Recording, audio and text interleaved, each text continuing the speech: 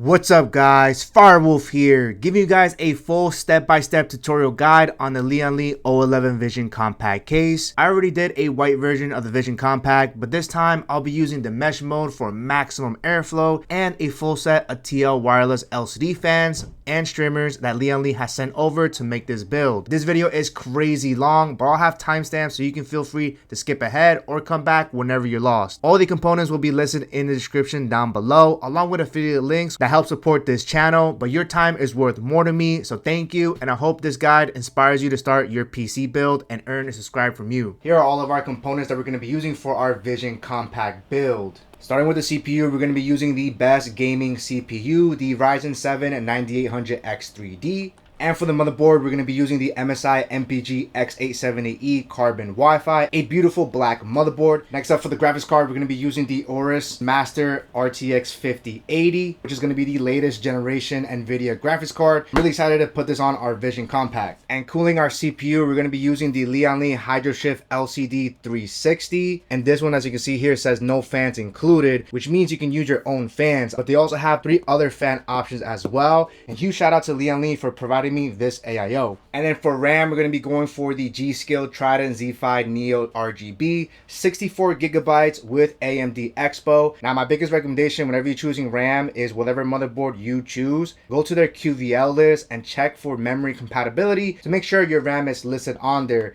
Now thankfully this does come with AMD EXPO, so there's a very high chance if for whatever reason this RAM does not show up, there's a good chance that this could work. Otherwise, for other RAM that might be Intel XMP, highly recommend making sure that it is compatible. For our SSD, we're going to be going for the Samsung 990 Pro, 4 terabytes. Now this is a Gen 4 SSD, and the new motherboards support up to Gen 5, which have even higher read and write speeds. Gen 4 drives right now offer tremendous value, so it's up to you to decide whether you want a high performing Gen 4 or if you want to step up to a Gen 5 drive. Powering this build is going to be the new Lian Li Edge 1200G. This is a 80 plus gold rated PSU with up to 1200 watts of power delivery, which is perfect for the 9800 X3D and the 5080. And what I love about this PSU specifically is that it comes with this little edge panel over here. So all the cables that you normally connect, instead of it being over here, it's literally on the edge, making it easier and more convenient to access. This also has an additional USB hub, which is perfect. And you also get an included fan hub, which is awesome.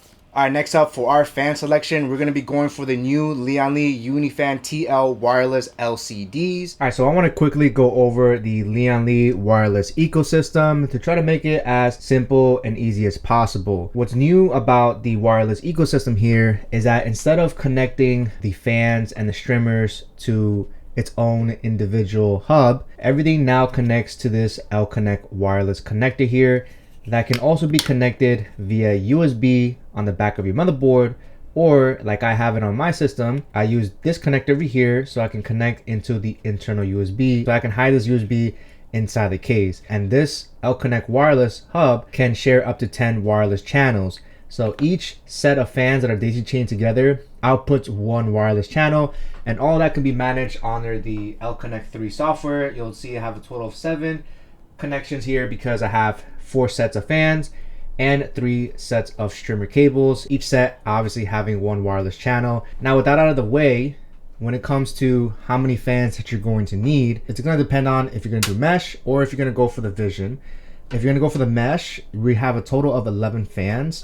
We have 3 on top, 2 in the rear, 3 side, 3 bottom, 11 fans. Now when it comes to deciding on which one to choose here, you're going to notice on the bottom that this says Unifan TL Wireless LCD. Once you decide on exactly how many LCDs you want, and or maybe you don't want any LCDs and you want to go for the regular TL Wireless, once you decide on that, then you also have to decide on whether you're choosing reverse blade or a standard blade. And you can tell because this one says reverse blade on it, while this one does not. So this is standard, reverse. And for the fans on the side and on the bottom, they're reverse blade, because instead of looking at the back of the fan, we can actually see the front of the fan, which are intaking cold air.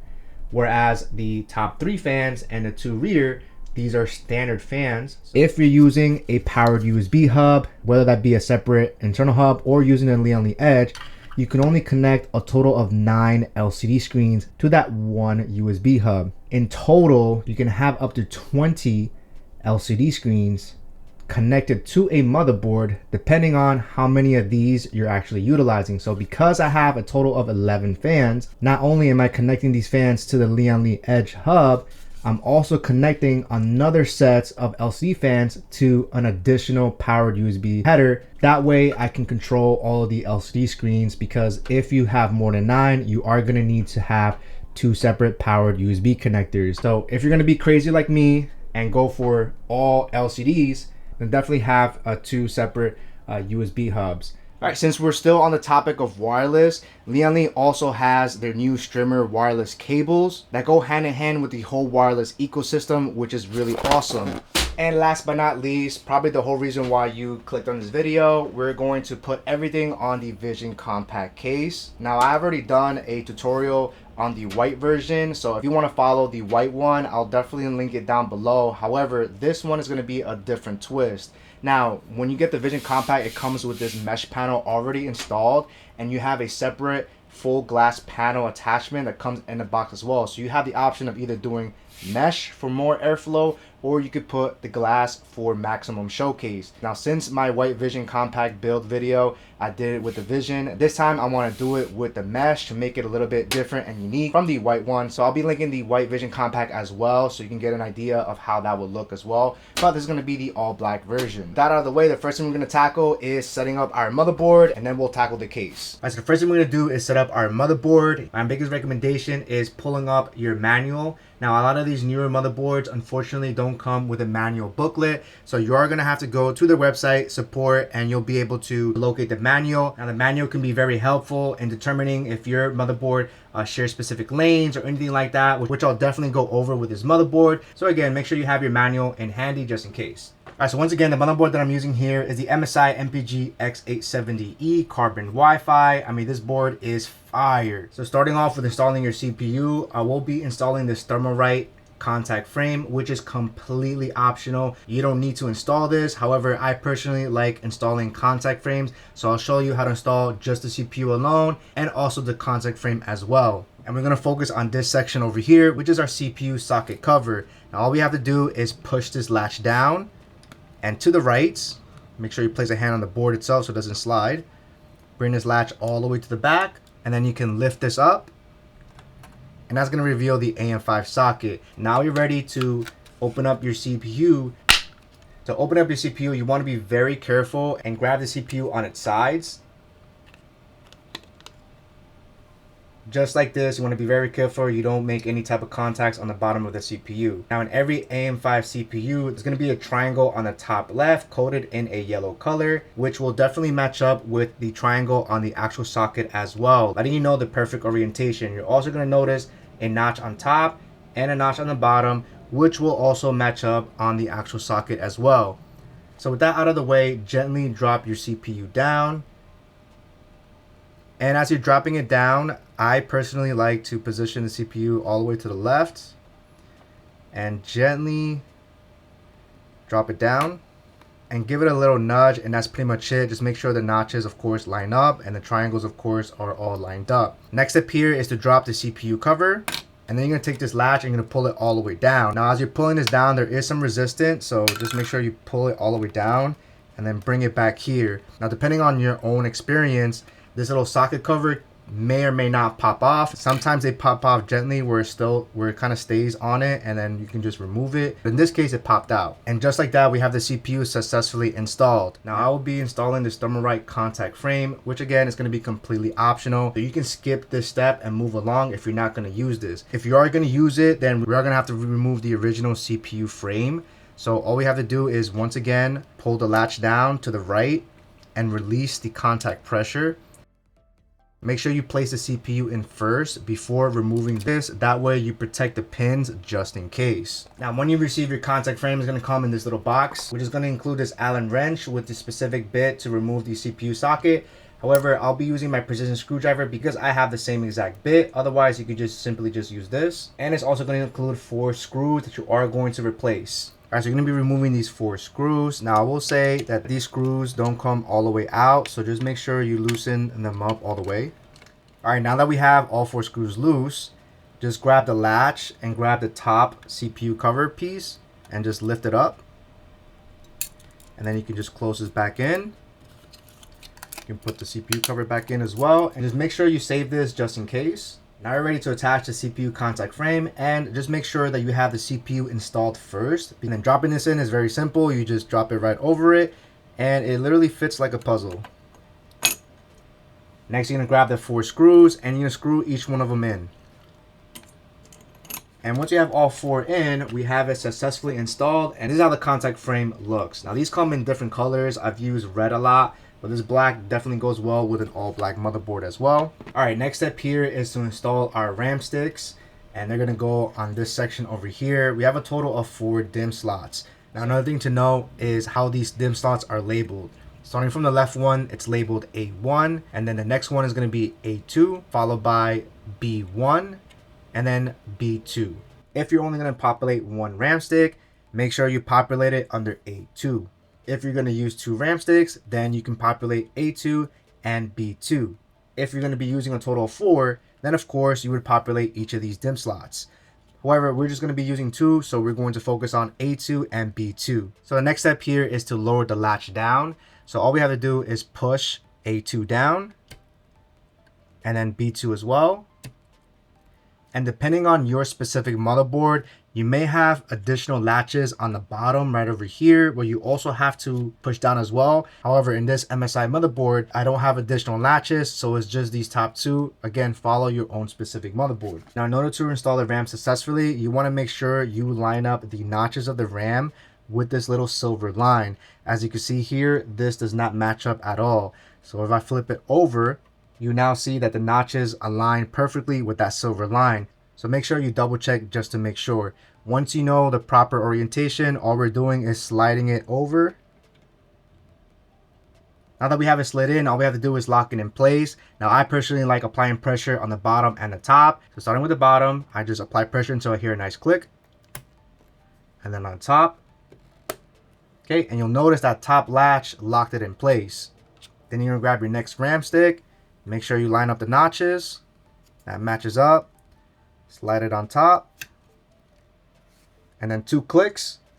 1 and 2. And with that, we have the RAM successfully installed. All right, now we're ready to install some NVMe SSDs. Now I'll be installing a 4TB 990 Pro and a 2TB 970 Evo Plus. Now this motherboard has a total of 4 M.2 slots, with some of them supporting up to PCIe Gen 5 and some of them supporting up to a max of Gen 4. Whatever motherboard you decide to go for, my biggest recommendation is to reference your manual and seeing if any of these M.2 slots share bandwidth with any of these PCIe slots. So for example, on this MSI X870 Carbon Wi-Fi, we have the section where it titles M.2 SSD slots, and we can see right over here, it lists all 4 slots with the second slot having a asterisk on it. And when we read that asterisk, we can see right over here that PCIe underscore E1 and then PCIe underscore E2 and M.2 underscore 2 all share bandwidth. And then it lets us refer to the PCIe configuration page. So if we go down there, right over here, it gives us a list of what basically happens if we populate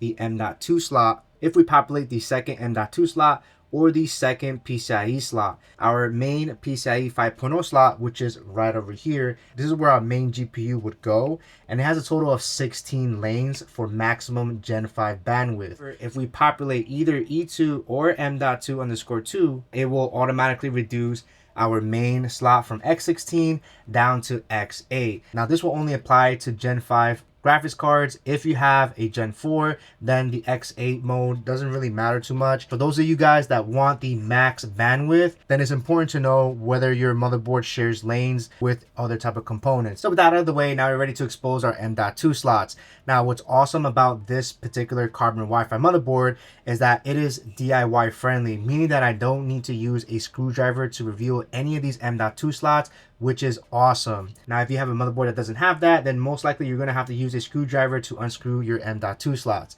So on this motherboard here, we have a push and lift mechanism where all I have to do is push it and lift, and this main heatsink comes off so that we can install the M.2 very easily. Same thing goes for all the additional M.2 slots. Same thing, I just push and lift, and this whole heatsink comes off, revealing the additional 3 M.2 slots.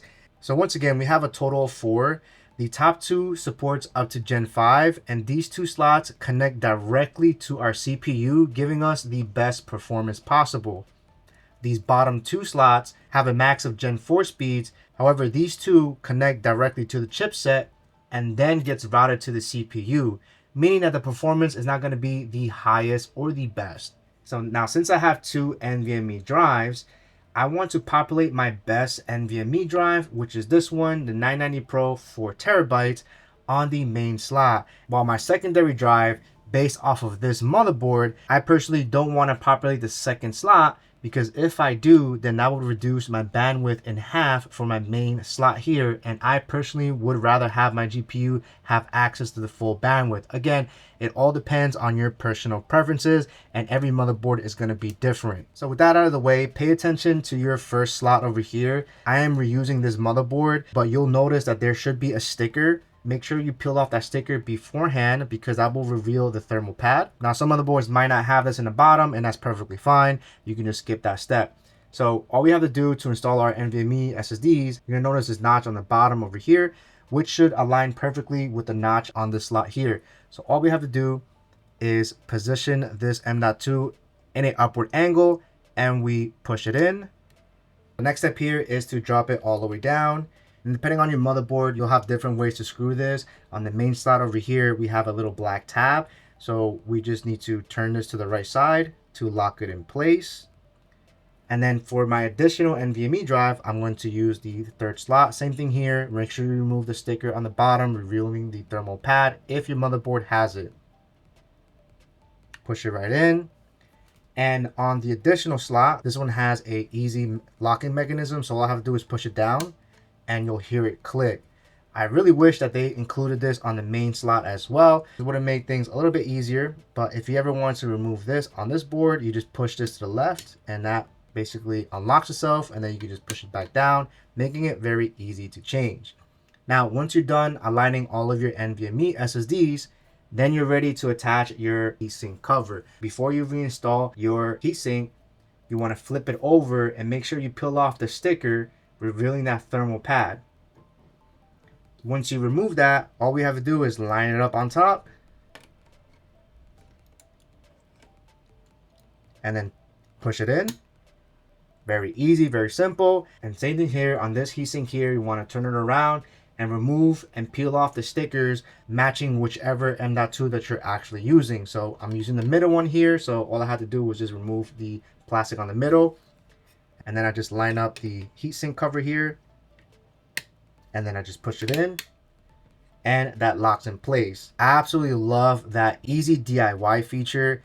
This board is on the pricier side, but those extra things make it very convenient, because otherwise you might have to screw it in. In that case, you just follow your motherboard's manual, so that way you know which M.2 slots you want to use. If you're just using one, again, I recommend just using the main slot, and you should be perfectly fine. All right, so with that being said, our motherboard is basically 95% done. The last thing that we have to really do is change out these plastic pieces, but I'll do that in a later step when I'm covering the AIO portion. But you're more than welcome to replace these standoffs if you want to do that now. Now, the next thing that we're going to do is work on our case. So for now, you're going to leave this motherboard aside, and we'll install this later. All right, next step is to prep up our Vision Compact case. Now, once again, when you receive your Vision Compact, it will come pre-installed with the mesh panel on top. And further inside the packaging of your Vision Compact, you're going to receive the Vision Mode glass panel. So for those of you that want an all Vision build, then you want to use this attachment. And the white Vision Compact that I've already done follows that Vision layout, so you're more than welcome to take a look at that one if you want to follow the Vision. But if you want to use the mesh, then definitely follow my steps here. Now, inside the packaging of your Vision Compact, you'll also receive this plastic box. It's going to come with a whole ton of accessories, additional screws that we are going to be using. Make sure you have this on the side. So to prep up our case over here, depending on how you receive it, there's this little piece right over here in the corner that you definitely want to remove. And then finally, we have a piece of tape right here that we are going to remove. Now, I want to keep the original plastic on the glass panels first, and I'll remove them towards the end. Now that we have that out of the way, we can start taking off the front side panel. So all we have to do here is unscrew this screw over here, Thankfully, you can do it with your thumbs, or you can use a Phillips screwdriver. Once you have that loosened up, you just have to push this little tab towards you, and then this whole glass panel comes out. Next thing we're gonna do is remove this top panel over here, and we're gonna have 2 screws. So we're gonna loosen them up as well. Pull this and lift this whole top piece away. And again, this is the mesh panel. The next thing we want to remove is this bracket over here. Now this bracket is used for reinforcing this case during shipping. So we just have to remove this, and you're gonna take a Phillips screwdriver, and there are screws on the bottom, one on the top here and another one right on top. And remember, there's 1 screw right on top of the actual bracket. All right, and with all 3 screws out of the way, you can now remove this whole bracket away. We can go ahead and start turning it over. There is a top piece over here. However, you could leave this intact. I don't think you have to remove it. Finally, we're in the back of the case, and like I said, you don't have to remove this top piece if you don't want to. Back panel comes off very easy. There's like a space in between that you can push towards you. The whole thing snaps out, revealing the whole back side. Now this is a magnetic door that you can remove if you wanted to, but for now we're going to keep it intact.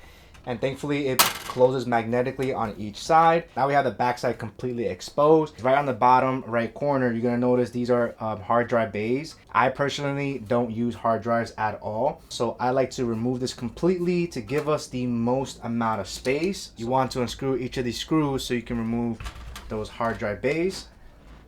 All right, we got the first bay out. All right, and that is the final hard drive bay. So for now, we can go ahead and close this door, and now we're ready to install our motherboard. Now, my biggest recommendation when installing the motherboard would be to flip your case face down, just like this, so it's easier to drop in your motherboard. Now we're ready to install the motherboard on our case. Now there's a total of 9 screws scattered around this case here that I'll highlight. And all we have to do is grab our motherboard. You want to make sure you're careful, of course. Now I like to use my left hand here and go inside this opening here, which is the I/O port opening here. And as I'm lowering down the motherboard, I like to use my left hand to grab the motherboard so I can easily guide it and be as careful as possible.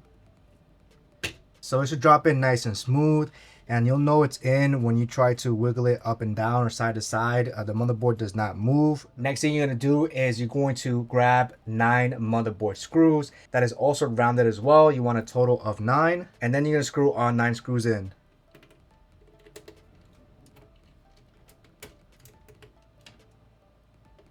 All right, so far I got 8 in, and I'm just missing 1 last screw. And depending on your motherboard, sometimes the heatsink cover blocks it. So thankfully this has a push and lift mechanism where I can easily just push this heatsink out of the way, and that'll reveal the final screw hole right in the middle. All right, so I got the 9th screw in, and then I could just place this in, push it in. And with that, we have the motherboard secured on our case. We're gonna connect the PC cables onto our motherboard so we can get that out of the way. All right, now that we have our motherboard installed, we can open this magnetic door, have it attached this side. Now we have all of our PC cases on the back. Now this is a perfect opportunity to connect these in, because later on the cable management could look a little bit chaotic. Now this case has a total of 4 connectors. Starting with the main one, we have the front panel connector, which is responsible for powering on the actual PC case. Next is going to be the HD audio, which is very self-explanatory. It controls the audio aspect of your PC case. And finally, we have 2 USB connectors. You'll notice one of them is going to be thicker, while this one's going to be tinier. Now, generally, these 2 connectors are located on the bottom of your motherboard. So I'm going to pull these 2 cables out of the way, and then looking at it from the back side, your HD audio is going to be located on the bottom right side, looking at this side, of course. And you're going to notice a little Velcro strap right on the bottom. And just for the sake of cable management, I'm just going to unlock it real quick, and I'm going to position this HD audio, and I'm going to start feeding it on this side over here, while the front panel connector is located on the opposite side. But I am also going to position these 2 cables on the bottom Velcro strap just to keep them tidied up. And this front panel connector is located on literally the opposite side, so I'm going to feed it this way. Go over here, pull it up. And these 2 USB are going to be located on the side of the motherboard. Now that we have all those cables on the opposite side, I'm going to go ahead and turn this case all around. Now most motherboards are generally have the same layouts, but always reference your user manual in case you want to know exactly where each of these cables go to. So for example, on this MSI Carbon Wi-Fi, I can locate the USBs generally on this side over here, and you'll notice J USB-C 1. So we know the smaller USB will go over here, and then the bigger USB will go on either one of these slots. And on this motherboard specifically, the connectors are shooting from the right side. Some motherboards will have the connectors where you can connect the cables, kind of like how these pins are sticking out. So depending on your motherboard, you may plug them in this way, or you may plug them in that way for the USBs. So once you know your specific layouts, we're going to start with this USB cable. And to give you a better look, I'm going to angle it here because these are where the two USBs are going to go in. And all I'm going to do is I am going to plug them in. Now they only go one way, so if it doesn't go in one way, just flip it over and it should go in very smooth. The next USB is going to be larger. Now pay attention to the notch on this USB because there is no notch on the other side, so you want to have the notch facing upwards just like that. Now we have both USBs in. Next up, we have the front panel connector, and that's going to be on the bottom right. Now pay attention to the amount of pins. There's a total of 9 pins with one of the pins missing, and you want to match it exactly how you see it on your motherboard. Push that right in. And I can start pushing this cable back in. Finally, we have the HD audio, which is going to be on the bottom left. And just to give you guys a close-up, once again, we have the HD audio on the bottom left. We have the front panel on the bottom right. And then we have 2 USB connectors. Now let's go ahead and flip this case around. Now that we have the PC connectors connected, we can go ahead and close this, and now we can start tackling some fans. All right, next step is installing fans. Now the awesome thing about the Vision Compact is that right on the bottom over here, we have a filter over here that is very easy to remove. So if you want to make things simpler, you can always just take this off completely and keep it to the side. And finally, there is a fan bracket that is held by these 2 screws. So all we have to do is unscrew them real quick. Now with those 2 screws out, this whole fan bracket can come out very simply. You just tilt it up and then you just pull it out. Now that we have the bottom bracket out, we're ready to install our first set of fans. Now for the bottom fans, since you want to see the actual LCD screens, or if you're using a different fan, you want to see the design of the fan instead of the back, then you want to make sure you get the reverse blade. As long as you get 1 3-pack that includes the L Wireless Connect controller, then you're perfectly fine. And then the rest of the fans, you can just get single packs if you wanted to. With that out of the way, these 3 fans are daisy chainable, making it very easy to connect. So grabbing 1 fan, you notice on this side over here, we have a couple of openings, which allows for the daisy chaining. And on this side, we have the actual connectors and the actual part that interlocks with the actual fan. As long as we're getting these 2 fans, all we have to do is line these up with the openings that you see here. And then you just interlock them. Just like that, and now both of these fans are daisy chained. And I can go ahead and continue daisy chaining the 3rd fan as well. All right, perfect. Now we have all 3 fans daisy chained. And when you get any of these fans, they're going to include this connector here, which comes with 2 separate connectors, which we'll connect later on. But for now, we're going to connect this piece, and it basically goes right over here. And since we're placing it on the bottom, we want to make sure the connector to be facing this way so that when you're putting it in, it's easier to feed these cables. And the great thing about this is that you can always switch the orientation of this cable to go on the other side as well. So to install this piece, you're gonna install these 2 tabs inside these 2 holes. And once they're both in, push it down, and then to lock it, just push to the left. Next step here is to install it on the bottom bracket, and we want the fans to sit right on top. So once you position them on top, you can go ahead and flip them over. So that way now you can screw them in place. Now before screwing in place, just go ahead and place this behind the fans. You're gonna notice that all of these corners have covers in them. So we have to remove each of these covers, and that's gonna reveal the screw points. And the last thing here, you have a couple of positions that you can have the fan. I'm just gonna flip it over again. You can have these 3 fans positioned more to the left, or you can have them positioned all the way more towards the right or the center. However you want to position that is up to you. All right, once you find an alignment that you like, you're gonna go ahead and open up the screws found in the 3-pack. You can also find these screws in the accessory kit that Lian Li gives you. And then we're gonna screw each one of these on each of these holes. Now each fan takes a total of 4, so 12 total. All right, and we have all 12 screws in, and now we're ready to put it on top of the case. All right, and here are the bottom fans on top of the bracket, and we have the connector located on the left side. And what we wanna do is we wanna feed these cables underneath this opening over here. So, all right, so once you put most of the cables back in there, we can start positioning the bracket inward. Once they're in, you just drop this down and you're golden. Now that we have the bottom 3 reverse blade fans intaking cold air, now it's time to tackle these side fans. If you watch my White Vision compact build, I put the AIO on the side because this comes with a special grommet to route the tubes of your AIO through this grommet and on top of your CPU, making it look very clean. However, since I'm putting the AIO on top, because I'm using the Lian Li Hydroshift, I'm not going to be using this grommet at all, so it's going to be left like this. So instead, on this side bracket, we're going to install the fans instead. Since I'm not attaching an AIO, I can just position these fans and I can basically start screwing them in. But the good thing about this case is that I can just remove this side bracket very easy, install the fan separately, and put the side bracket back in. So I'm going to show you exactly how to do that, just to make it easier on you. So we're just going to flip the case over, and then you can go ahead and remove this whole magnetic door out. It just pulls off very easy.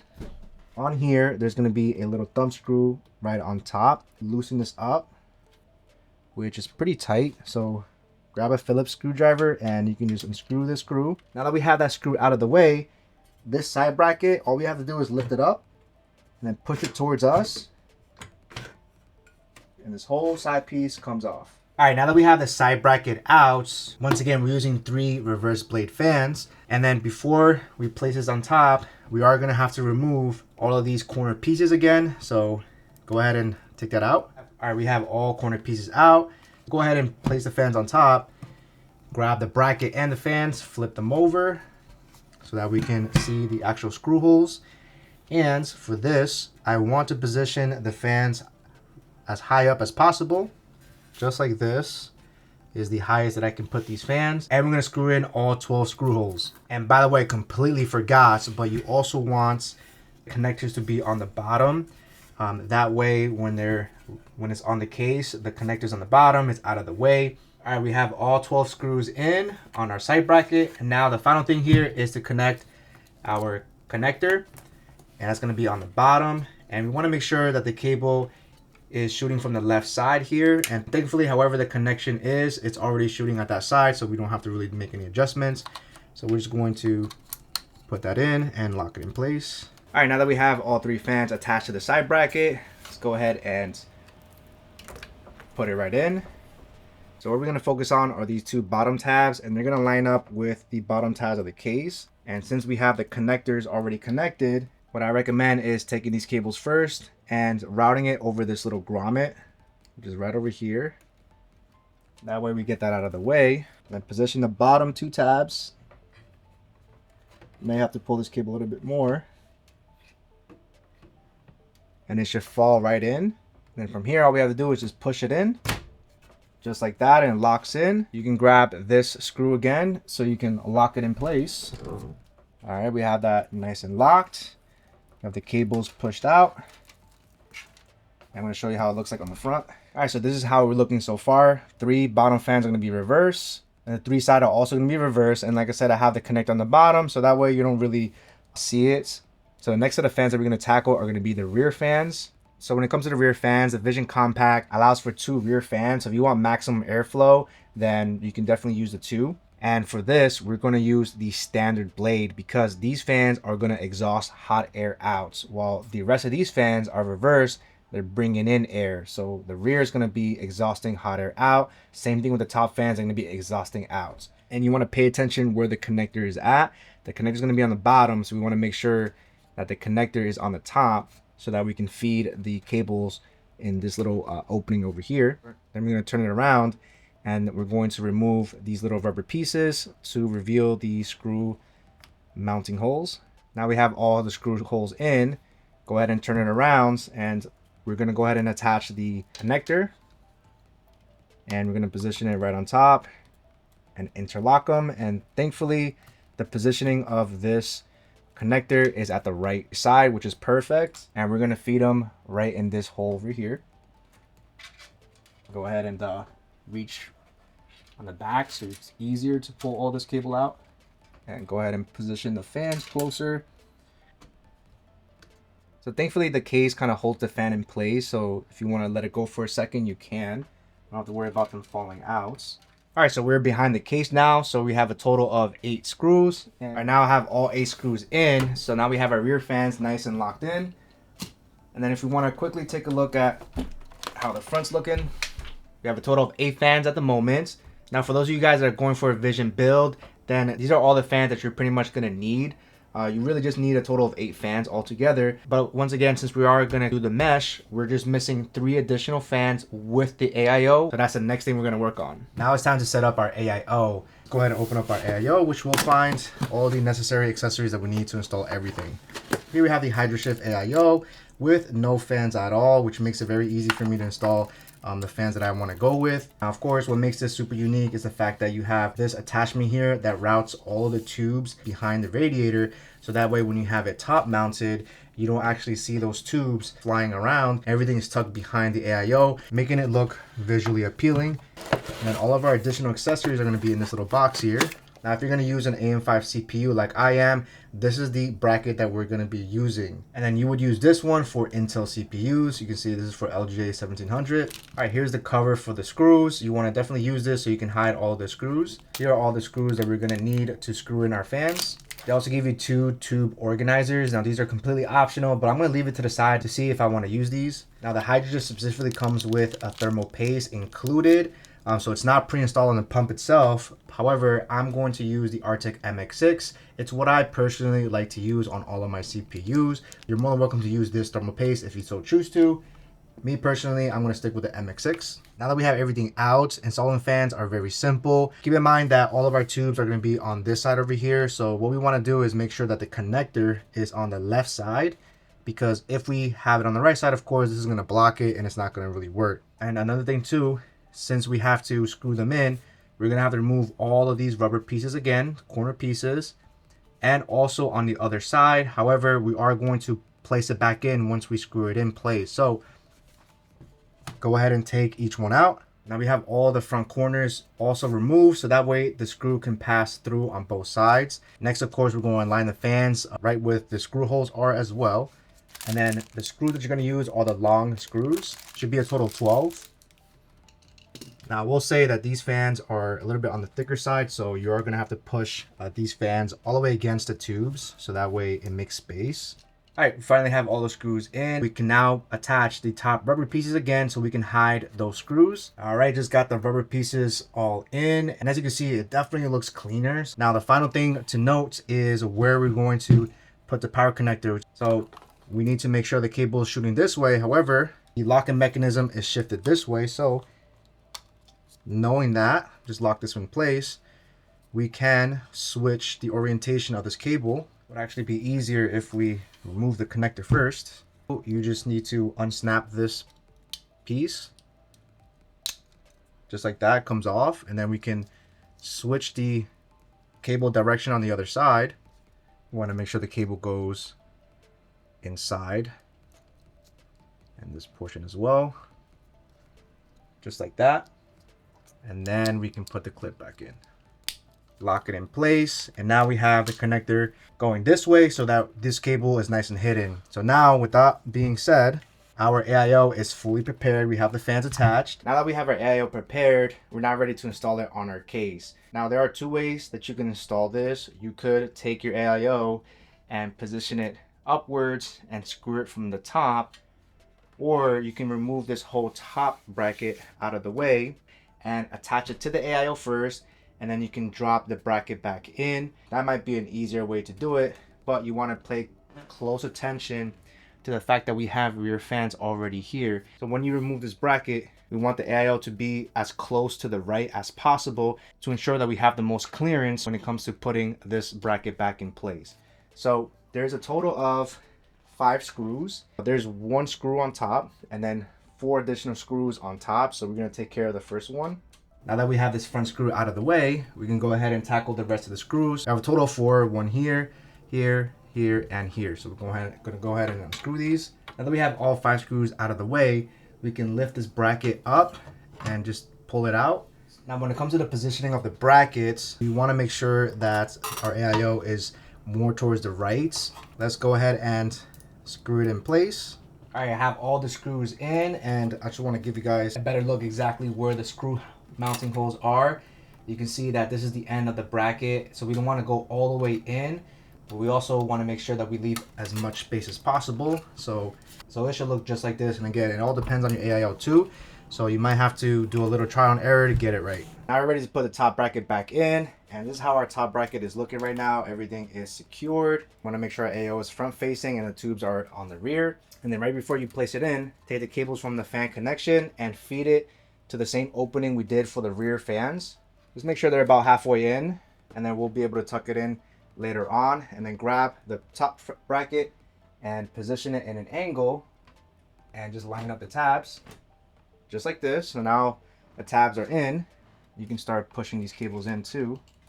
Okay, and we should have enough clearance. As you can see here, I'm dropping it in.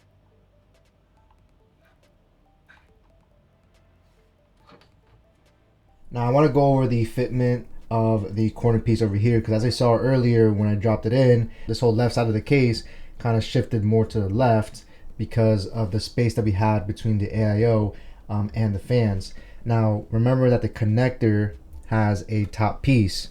This piece that was removable, so we can switch the orientation of the cable. I did eventually remove it to maximize the clearance, so that way it wouldn't hit the rubber piece. Another thing that I also did on top was, you'll notice I have a total of 8 screws instead of the 10 I originally had, because I used to have these 2 mounted in. So what I did instead was I removed these 2 screws, I loosened up all of the screws without removing them, and I pushed the AIO as much to the right as possible, so that way the screw on the corner aligned perfectly without it pushing it. And this allows the fans to spin perfectly with no obstructions at all. Now if you're using a different AIO where maybe it's a little bit too large or too long, then you may have to sacrifice a rear fan just to make clearance for a top mounted AIO.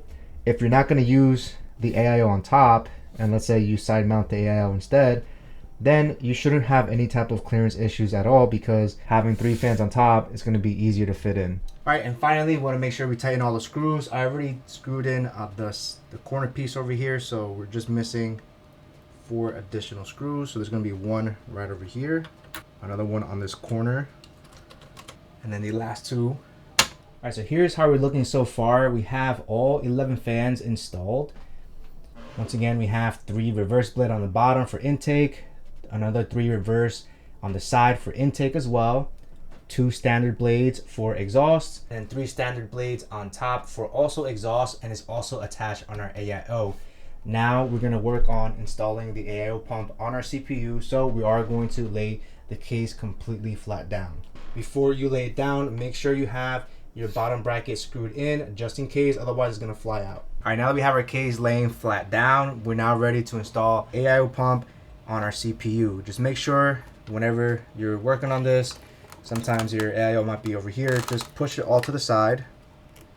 Just be nice and careful and gentle. Depending on which AIO you're using, you want to make sure you follow their specific instructions. In this case, since we have the HydroShift, it does call for these brackets if you're using an AM5 CPU like I am in this video. And so in terms of the motherboard, we do have to remove these original plastic pieces that I could have done earlier. However, I chose to do it in this step as we're doing the AIO. So with the Phillips head screwdriver, we're going to unscrew all 4 of these screws. All right, so I have all 4 screws out. Now in the case of this HydroShift, we are going to reuse these same screws. And depending on your AIO, you may or may not have to reuse that. So all you have to do is just remove these 2 pieces out of the way. Make sure you save this just in case. Next step, we install our bracket or standoff, again, depending on your AIO. Want to make sure that these arrows are facing each other, and we're just placing it right on top of the original standoffs that were the original screw holes where the plastic piece were. And then next, we're going to screw them in place. Now we're ready to install the pump on the CPU. Now before we do that, depending on which AIO you're using, there's a pretty high chance that your AIO may already come with pre-installed thermal paste. In the case of the HydroShift LCD, we don't have pre-installed thermal paste. Instead, they give you thermal paste that you can apply manually, and they also give you these little stickers here that you can apply over the contact frame and kind of like use a spatula, and then you'll have, you know, perfect little hexagons. However, I'm personally going to go with the Arctic MX6 thermal paste. And you can use any thermal paste. If you have thermal paste that you really want to use, you could always wipe off the original pre-applied thermal paste on your AIO as well if you decide not to use it. If we have to apply thermal paste, generally you can do a pea-sized amount. You can draw a nice little X, or you can use the included spatula if your thermal paste has it. Now the Arctic MX6 is a high viscosity thermal paste, so it's a very thick paste. So they recommend either a pea size or an X. So that's exactly what I'm going to do. I'm just going to draw a nice little X right on the center.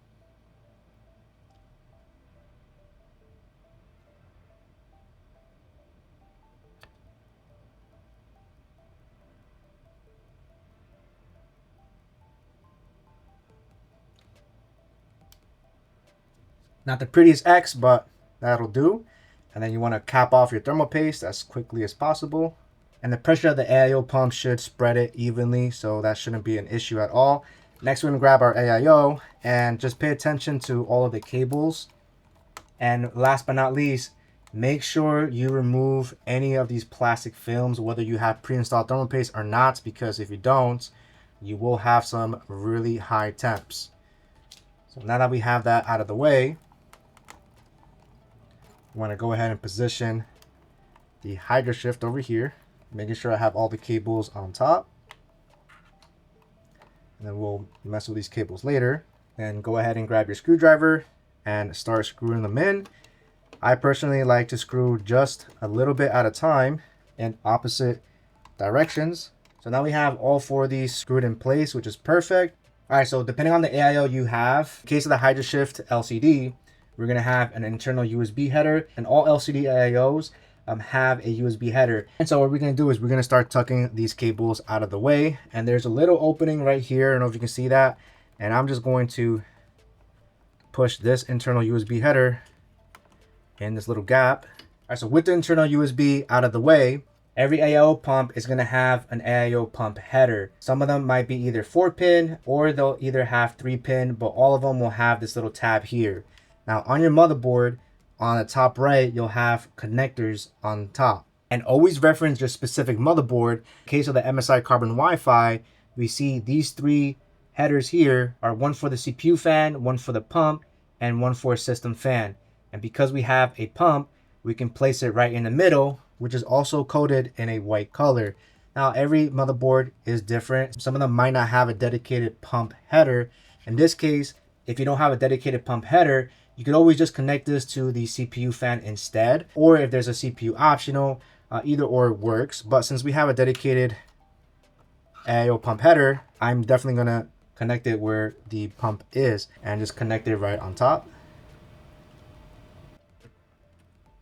Okay, so that's connected, and that basically sends signals for the pump to start spinning, whereas the internal USB, which is the other cable, is to send signals to the screen. And since my HydroShift LCD has this little cover here to hide the screws, and we want to make sure we match it exactly like this, these have magnets in it, so just go ahead and push it in. All right, here is how everything is looking so far. We just installed the AIO, and everything so far looks really nice and really clean.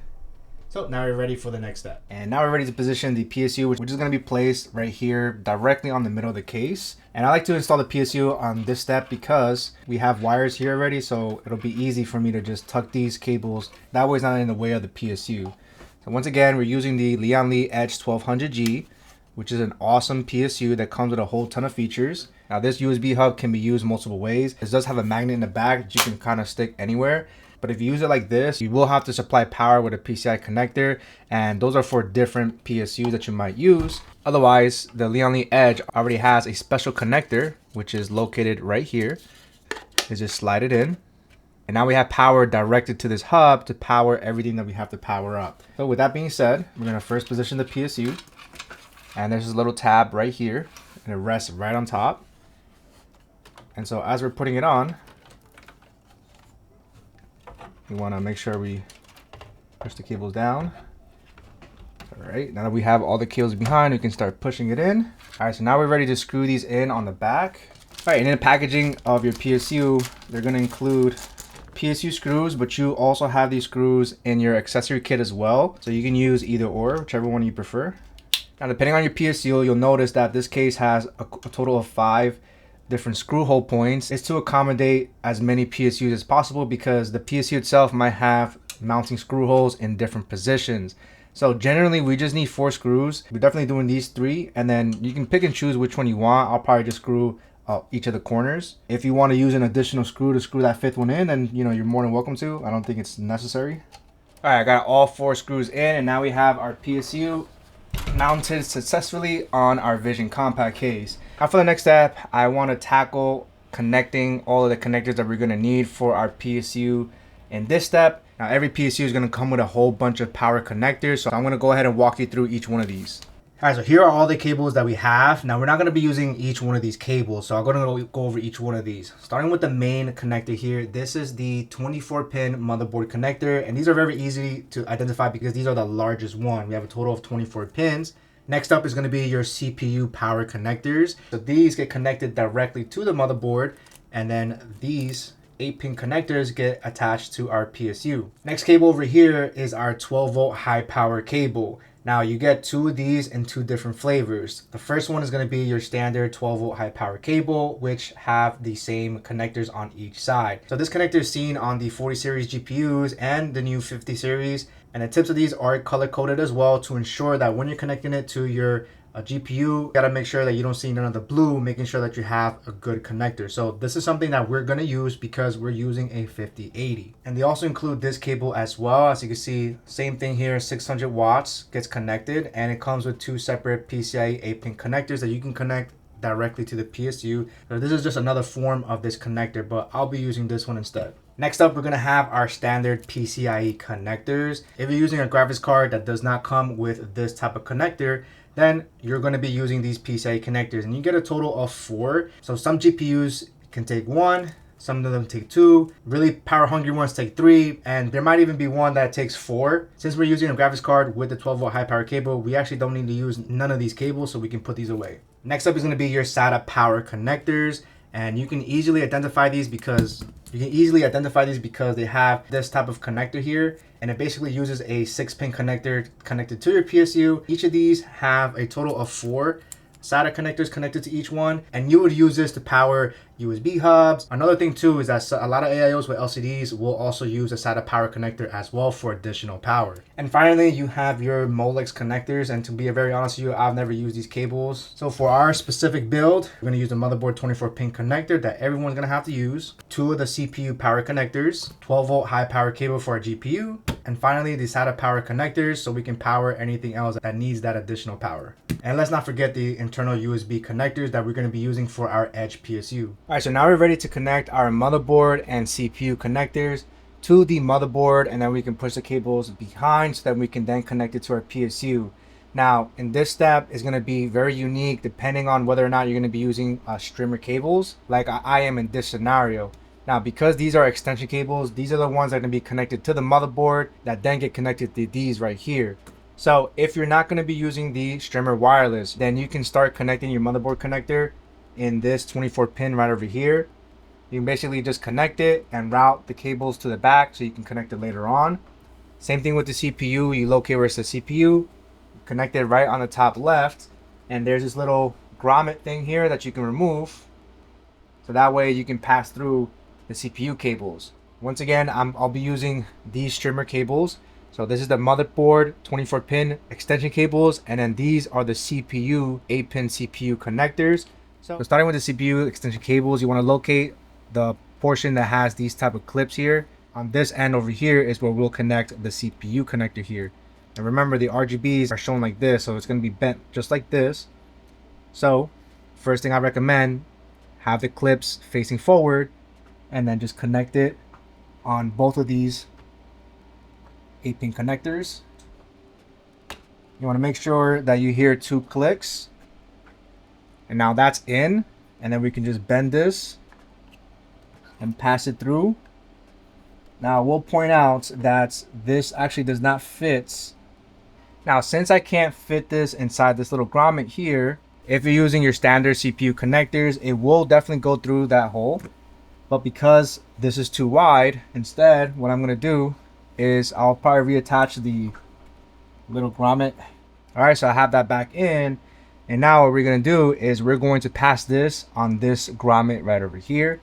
You can either pass this underneath the tubes or pass it right on top. Kind of like this, so like the tubes are even more hidden. And again, it's completely up to you if you want to do it this way. Otherwise, if you want to stick to your original cables, you definitely can. All right, so now I have the streamers flowing. So when this is on, you have some nice RGB effects over here. Next thing we have our 24-pin wireless connector. Motherboard portion is going to be this one right here, whereas this one is going to be for the extension. All we have to do is locate this tab over here, and we connect it right there. Want to make sure you push it all the way through. Here, a nice little click. Now you want to pass this through this grommet over here. And now we can go ahead and flip over the case. All right, now we're in the back of the case again. And depending on whether you're using the streamers or not, you should have your motherboard cable already passed through. And your CPU connectors also pass through. Now, depending on how much length you need, since I'm using extension cables, I don't really need all of it. So I'm going to be using Velcro straps. I ran out of the black one, so all I have is white. And then what I'm going to do here is this portion over here is going to be connected to the PSU. I'm going to position the motherboard connector behind this raceway over here and put the bulk of it behind this raceway. That way I can connect the motherboard connector on our streamer. Make sure it goes all the way in, just like this. Want to make sure this whole thing comes in. And now our motherboard cable is connected. Now that we have that connected, you want to locate where it says motherboard connector on your PSU, and these are split up into 2. So we're going to connect the big connector on this one and then a smaller connector right here. So let's start with the small connector. Make sure that's connected all the way.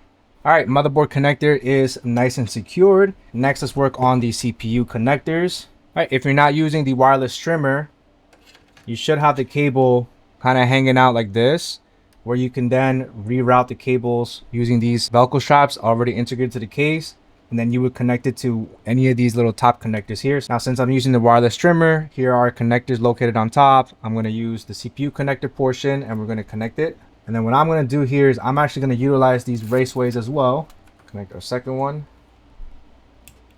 Both of these cables. I'm going to route them right here. All right, so I have most of it strapped up. And now we're just going to connect it on any one of these, a whole row for both CPU and PCIe connectors. So you can really put them on any one of them. But I'm going to utilize the top 2 because this connector is already on top. So you get a nice click. And then I want to route the cables so that it's not blocking the hub. Same thing over here. I might have to grab some extra cable. Put this one on top. All right, and once again, I just want to show you guys exactly where I decided to connect it. Right on these top 2 where it says CPU and PCIe connectors. Not these, it won't go in over here. It's going to go in on this side over here. And we already have the motherboard connected. Next step here is figuring out our SATA power connector situation. Now, when you're using the TL Wireless, each of these have an internal USB and they also have a 4-pin fan connector here. So these 2 are necessary for both the LCD and sending power to the fans. Now, thankfully, we have the Edge 1200G that comes with this hub. That makes it very simple to connect everything that we have to connect. But keep in mind that this hub can only support up to a max of 9 TL LCDs connected to this one hub. This is why I chose to use an additional USB hub, since I have a total of 11 TL LCD fans. If you're only going to use up to 9, then you're more than welcome to just stick to one hub, whether that be from the Edge or a separate internal hub if you're not going to be using this PSU. Starting with the first set, I'm not 100% sure if it's the top or the rear fan, but our software is able to detect which one's which, so that's not going to be much of an issue. Starting with the 4-pin connector, we're going to connect it right over here. That's going to be the first one. And then this internal USB header, we're gonna also put on the first one. Just leave space for the motherboard signals, which are coded in white. Next, for the other set of TL wireless fans, same thing here. We're going to connect the 4-pin fan power. And then this internal hub on the second slot. Okay, so that's in. So now we have connected 2 sets of TL wireless fans. Now for the next set of fans, these are the bottom 3 fans. Go ahead and connect this right on top. And this, I'll just go right behind. Okay, make sure you push all of these cables all the way in. All right, so we have a total of 3 sets of TL wireless fans, and keep in mind that that is our limit for this hub. So this last one, which are the side fans here, I'm going to connect it to a separate wireless controller here. So with this internal hub, we're going to connect one USB right on top, just like that. And this 4-pin fan header, since it's just power, we can still use this hub for that purpose. So I'm just going to connect this right on top since we already have it. And finally, for our wireless controller, we're going to connect one of the internal headers right on top, right over here. All right, so that's connected right over there. And finally, for this 4-pin here, we're also going to connect it to the fan power connector here.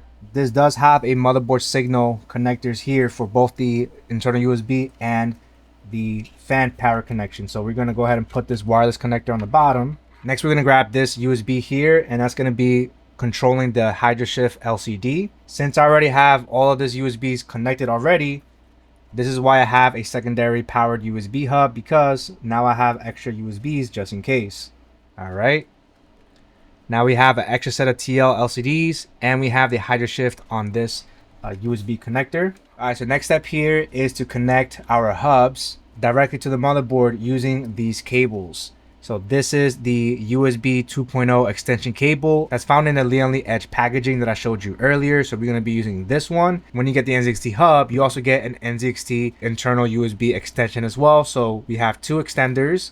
Finally, the fan extension, which is also located on your Edge packaging. You'll get both of these cables. We're going to also need this for this fan pin connector as well, so that they can communicate with the motherboard. Now there is one final connector, which is a SATA power connector, but we'll do that right after that. For now, I'm just going to put this down over here, and we're going to connect these directly to the motherboard first, so that we can then pass it through the back. So for this step, we're going to rotate the case.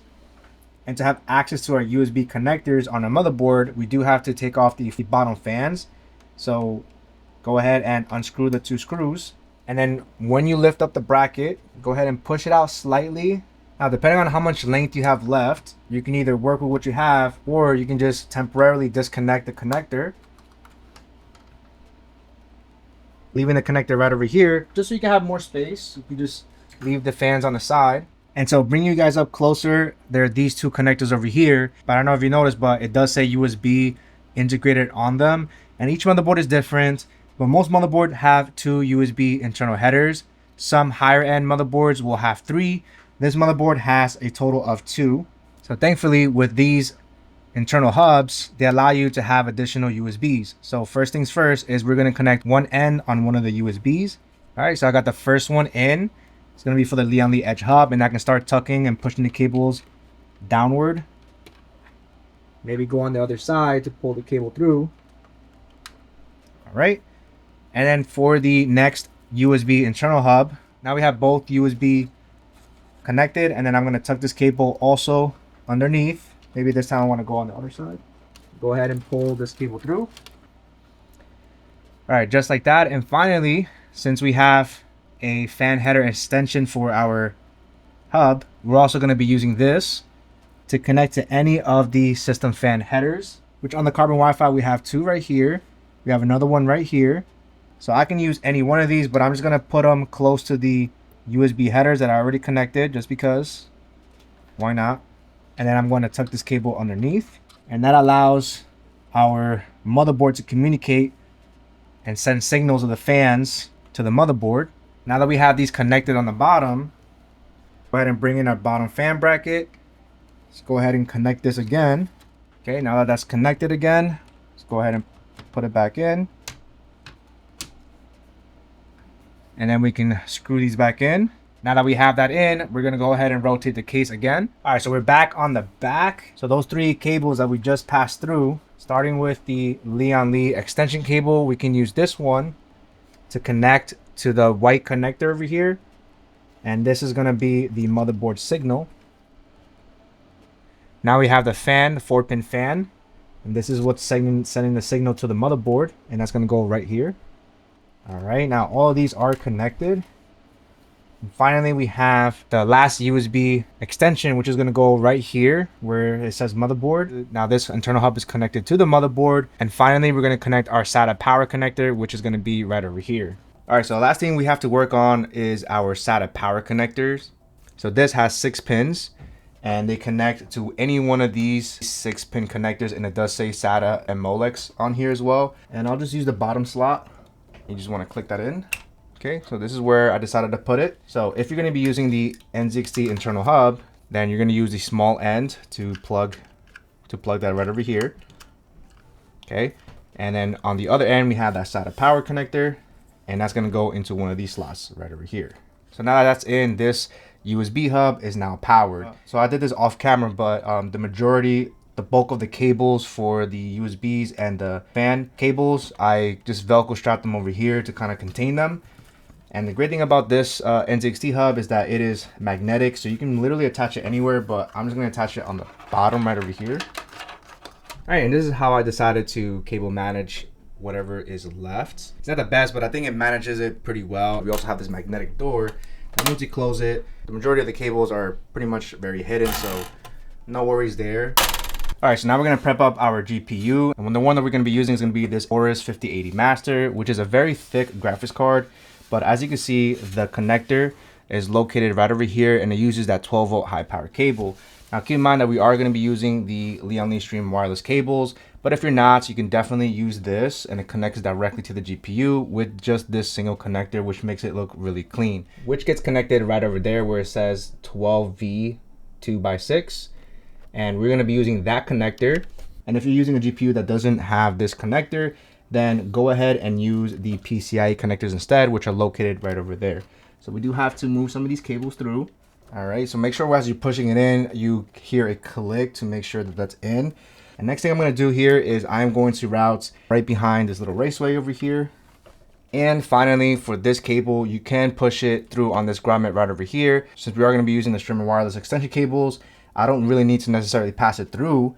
And now it's important to note that wherever you decide to run your GPU cables, you have the option of running it underneath.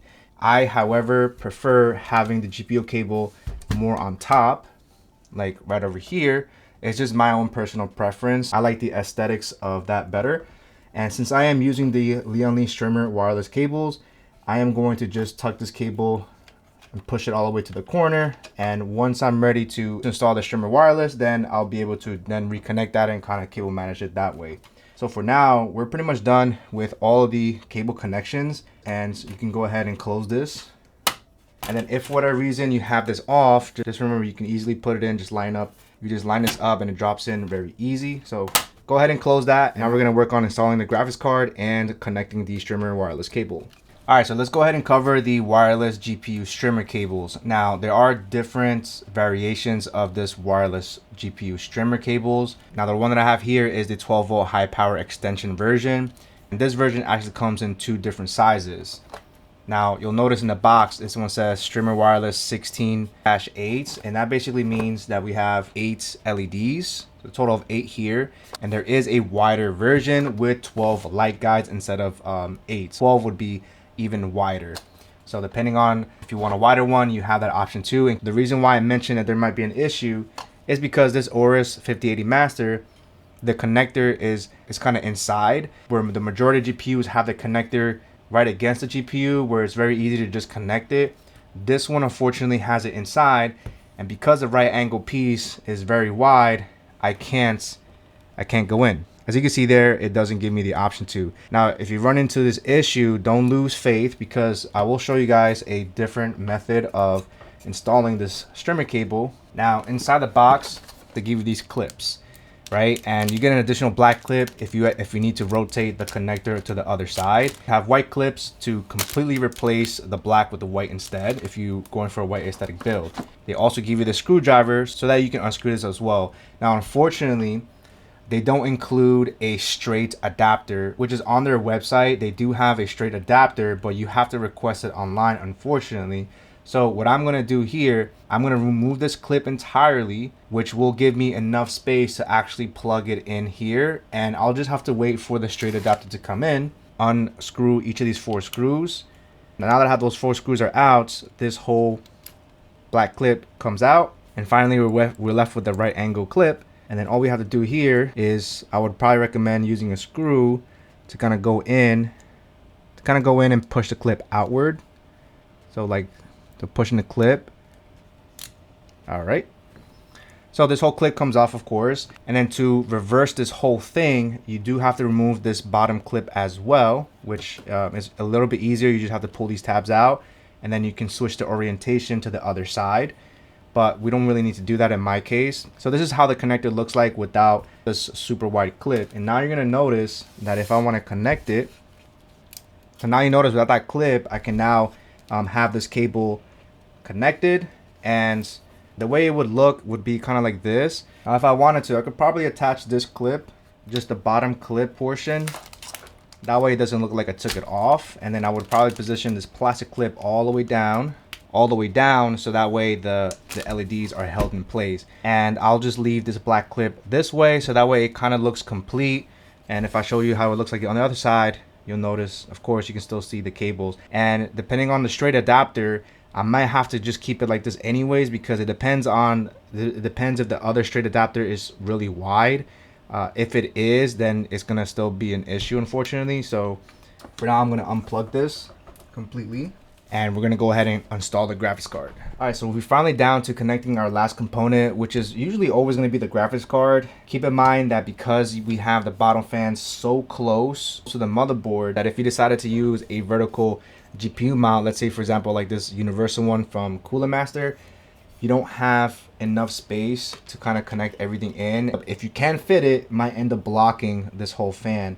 So I unfortunately have not been able to attach a vertical mount on the Vision Compact without losing the bottom fans, because that's another option, right? You could remove the whole bottom fans and install the vertical mount, for example, and you'll have a lot of space. Another thing to keep in mind is that depending on the width of your graphics card, let's say for example this AORUS Master, depending on the size of your AIO LCD screen, if I, let's say, try to position this like this, you'll notice that depending on the size of your LCD screen, your graphics card may cover it, depending on how the vertical mounts falls into place. So that's something to keep in mind of whether or not you want to put a vertical mounts. It is possible. I have seen vertical mounts. You can probably look them up online, but it just blocks a lot of the airflow because these have the LCD screens. The fans themselves are thicker than your traditional fans. I recommend just horizontally mounting this GPU because of the compact look. I think horizontal will look great. I personally love vertically mounting my graphics cards, but because we have no space, horizontal really doesn't look that bad on this card. So with that out of the way, to decide how many of these PCIe slot covers we need to remove so that we can slot in the graphics card, which is going to be this connector right over here. Looking at where the connectors are, you can kind of see more or less how many slots it's going to take. So for example, we have 2 screw holes here, and then we have another entrance point where our 3rd screw is. So this most likely is going to take 3 slots. You could also kind of just position your graphics card close to the connector, and if I look carefully, I can see that I'm gonna have to remove 3 PCIe slot cover. If I remember correctly, this is like a 3.7 or 3.8 slot GPU. So in this case, since we know that this graphics card is gonna need 3 slots, I'm gonna remove the 2nd, 3rd, and 4th PCIe cover. All right, so I have a total of 3 out of the way, and now we're ready to slot the GPU right on top. One last final thing that I wanted to point out here is that right over here, I don't know if it's hard to tell, but I'm going to try to outline it as much as possible. The Vision Compact has a built-in anti-sag bracket, and we can also adjust the height of this. My recommendation would be to put the GPU in first, and then we can go in the back and then move this anti-sag, matching the height of the GPU, so we can ensure that our GPU is nice and leveled. And that's going to depend on how heavy your graphics card is. This one is a super thick one. Connecting it in, like I said, is going to be right over here. Pay attention to this notch over here. You're going to line it up exactly like this. And as simple as it is, I always recommend just going in very gentle and looking at your PCIe slot. All right, so once you have the connectors lined up, you can go ahead and push in the graphics card. All right, you want to just push it right in. All right, and then we're going to go ahead and screw in the screws that we just removed from the PCIe slot cover. And you'll notice that this GPU is sagging downward, but don't worry, we're going to be fixing that. And we just have to lift this up a little bit.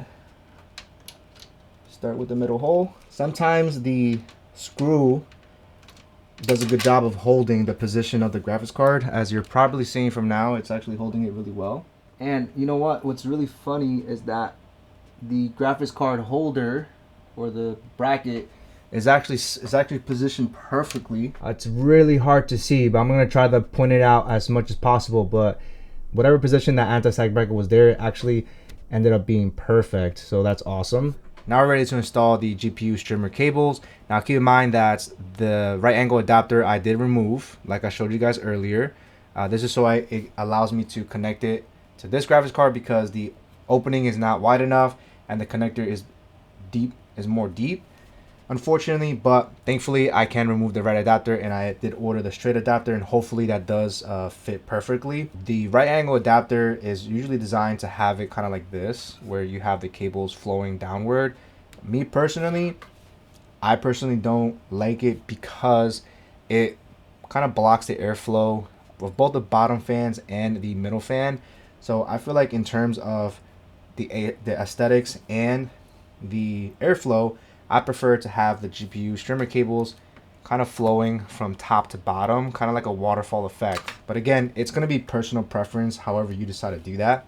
So I'm going to bring you guys a little bit closer. What's very important about anytime you connect a 12-volt high power cable is ensuring that you connect this all the way through. The great thing is that newer GPU cables are color coded to ensure that you have everything in. If you don't have a color coded cable, make sure you push it in as much as possible. So we're gonna go ahead and connect it, and our goal is to have the blue completely hidden. Okay, so you'll notice that blue there, so I'm just gonna push it all the way through. All right, I have that fully connected. There is no blue color at all. I will say was a little bit more difficult for me because I don't have that plastic clip anymore. Okay, and now that we have that, I'm gonna go ahead and bend this upward, and I'm gonna feed it to this grommet over here.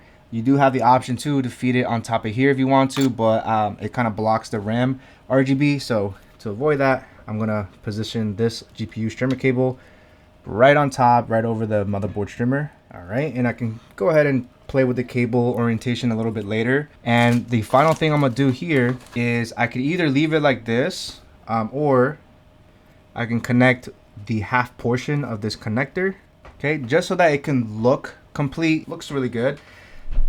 And with that being said, everything is nice and connected. So last thing to touch upon is going to be the GPU anti-sag that's built into the case. So I'm going to rotate the case. By now this case should be very heavy. All right, and to adjust that anti-sag bracket, it's going to be right over here. This is the actual bracket itself. So there's a total of 2 screws that are holding it in, and if you ever need to make adjustments, you can unscrew both of these screws, and this whole tab will be adjusted either up or down. Now, like I showed you earlier, the anti-sag bracket is positioned perfectly, so it's actually holding the AORUS 5080 master perfectly. Our streamer wireless cable, the connector is right over here, and we already connected the 12-volt high power cable. So all I'm going to do here is connect both of these ends, ensuring that it is fully connected. Now that that's in, I'm going to use this Velcro strap so I can put everything together. All right, now we have everything connected. Our GPU streamer cables are connected, have power. They should have power, and it gives me enough room to still kind of maneuver if I want to push it in or out.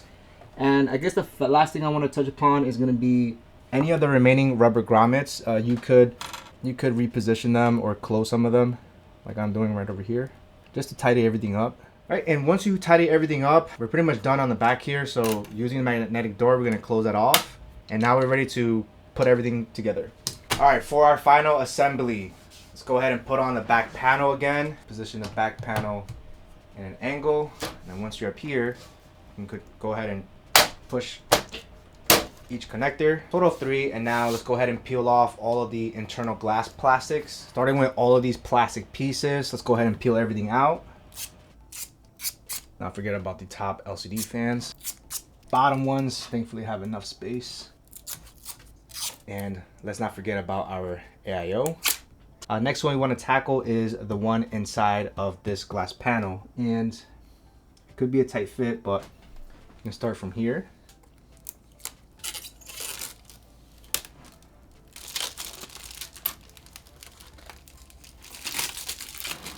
I'm really hoping I don't have to take anything out. Okay, yeah, perfect. All right, next glass panel is going to be the front side. And same thing with this one. There is plastic on the inside of the glass, so we're going to peel that out first.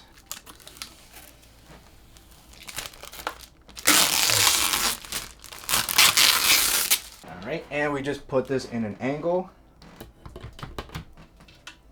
And it should cover it very smooth. Use this screw, thumb screw over here to lock it in place. All right, and let's go ahead and work on the top panel. All right, top mesh panel, we have a total of 3 contact points. We're just going to position them just like this. Once you have everything in, you just slide it to the right.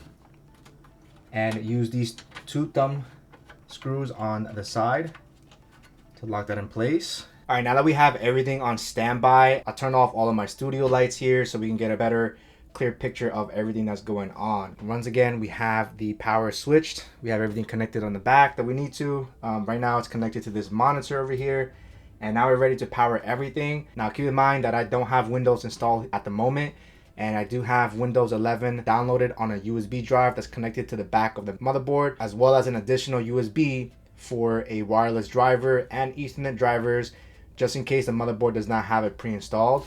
So without further ado, the power button is going to be located right over here. So moment of truth, guys. 3, 2, 1.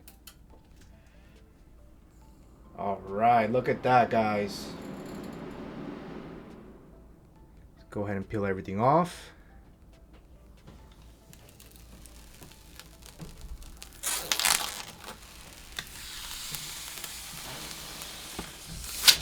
Go ahead and peel this one off as well.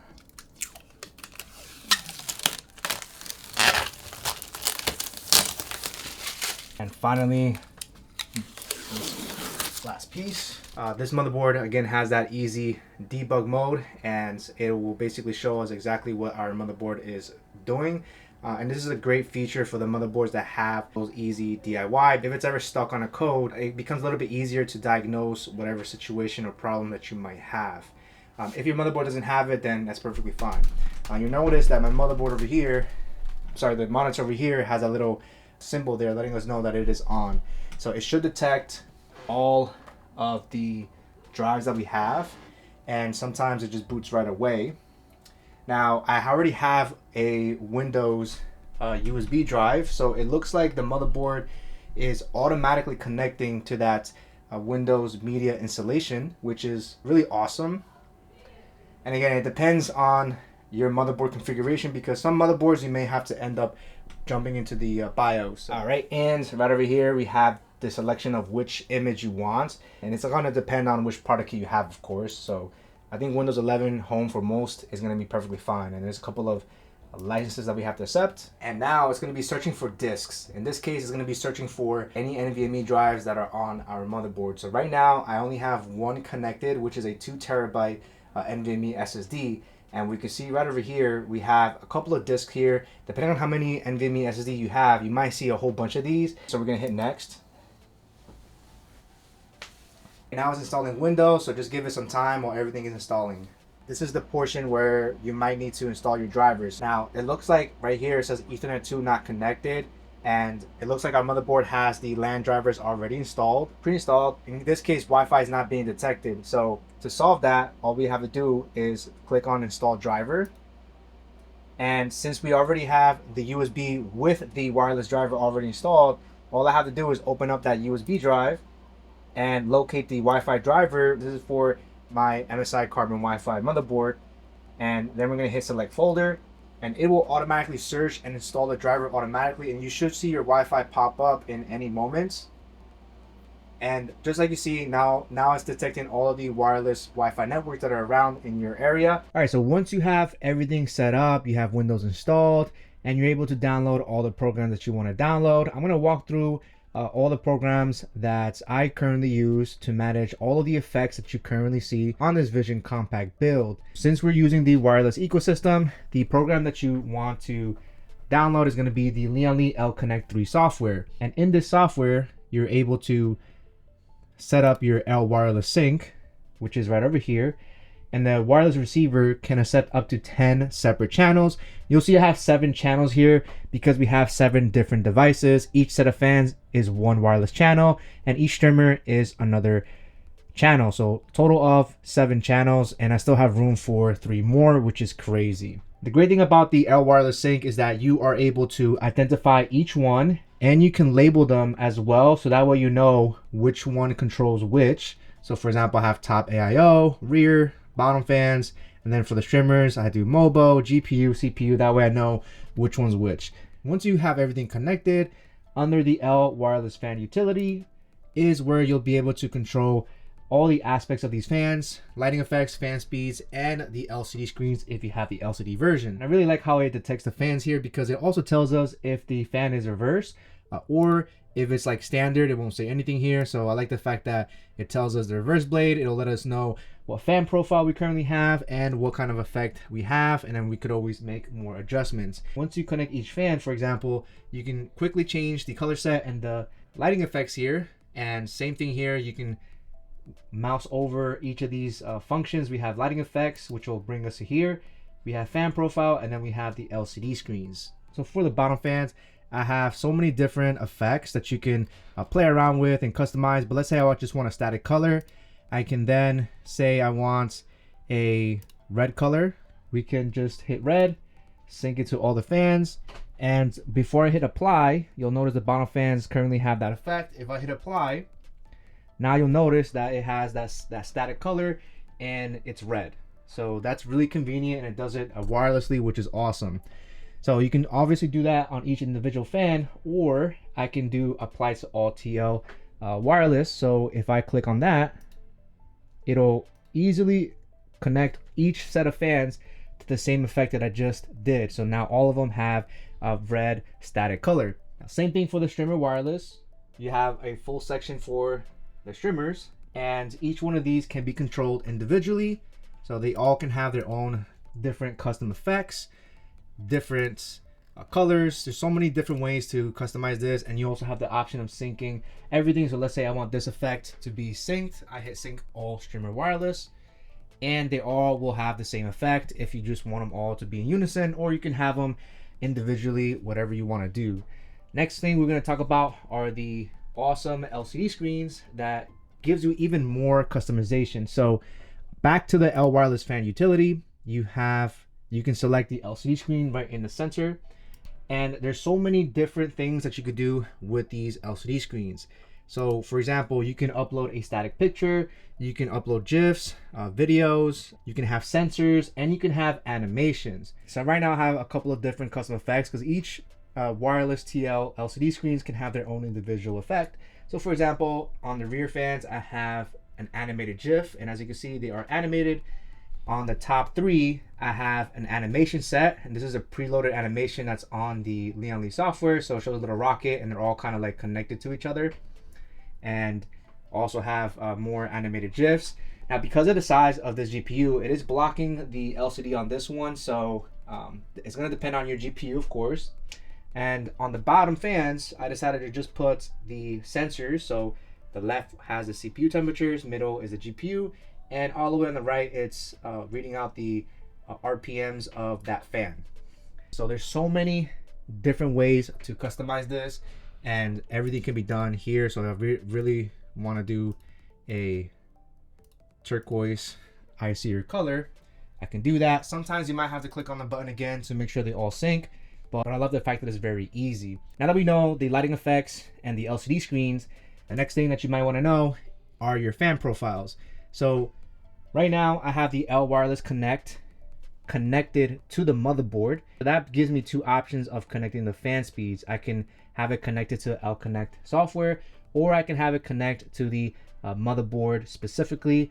I personally prefer to have my fans connected to the L Connect software because I have more control and more profiles that I can do. So when you click on the middle over here, you can click on fan profile, or there's a dedicated section here that says fan/pump profile. So when I click on that, we have all the details of all the fans. Because I have this HydroShift LCD, that pump also shows up in the same software. So right over here, we have 4 separate fans, of course. If you're just doing the Vision build instead of the mesh, you may only have 3 sets. And each one of these are labeled, like I showed you earlier, I have top, rear, bottom, and side. And I can also adjust the fan curves, and I can also have separate fan profiles for each individual fan, or they all could follow the same pattern. I personally like to keep everything quiet. And you can also synchronize the RPMs depending on the CPU or the GPU. So for example, the bottom TLs, I have them synchronized with the GPU with a different curve. So that way, for example, if my GPU is at 48, which is normally when I'm gaming, so immediately I want the fans to kick up as much as possible because the bottom fans are feeding in colder air directly to the GPU. And again, you can customize however you want it, but if you guys wanted to hear how this sounds, if everything is at full speed, I can quickly hit full speed on each one.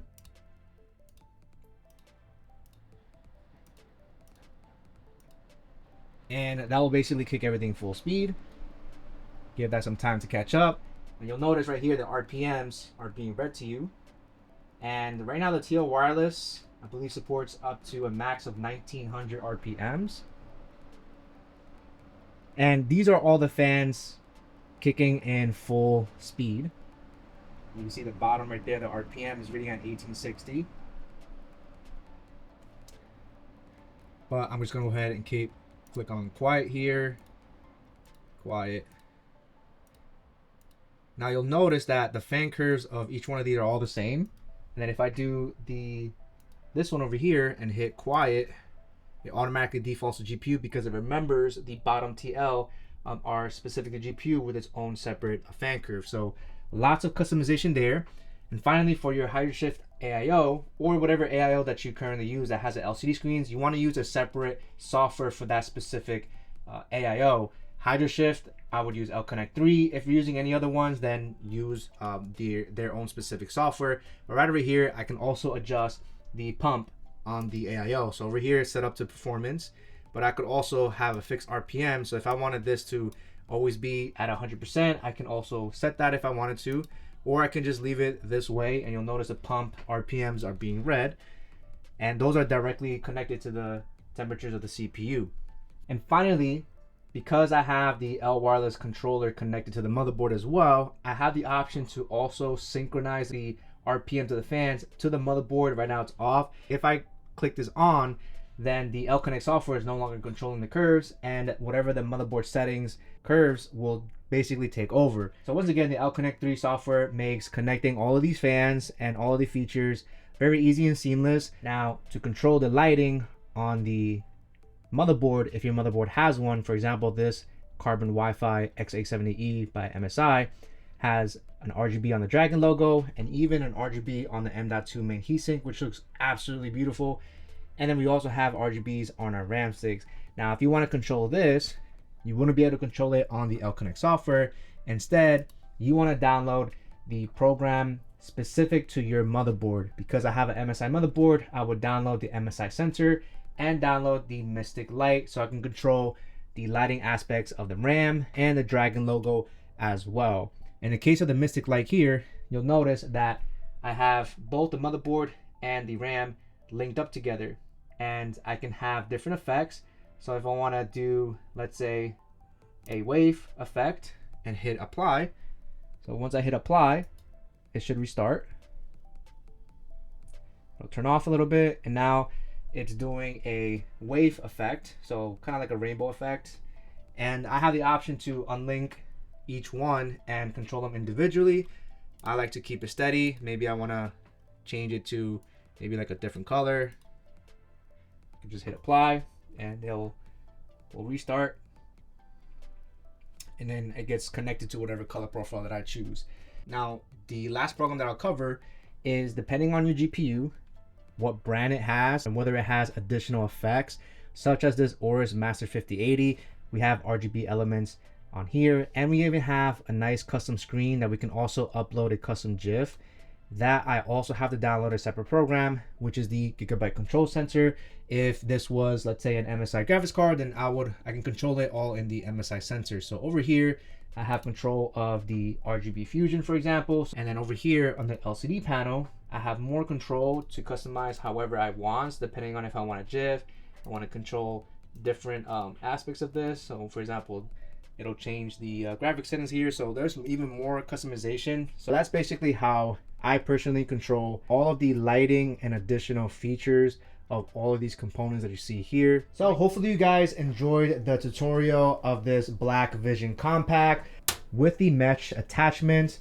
I really enjoyed this build a lot, and I want to give a huge shout out to Lian Li for providing me all of these awesome TL Wireless LCD fans and their new wireless streamer cables and the PSU Edge 1200G and this HydroShift AIO, so that I can build and show you guys exactly how to set everything up. So huge thank you to Lian Li, and also MSI for providing me the X870E carbon Wi-Fi motherboard. An absolutely beautiful motherboard. I absolutely love that dragon logo, especially when it lights up. An awesome AM5 motherboard. They also have a white version as well that I did do a video on, which is going to be that one. And I also think that it is a phenomenal motherboard. All of these products will be linked in the description box below.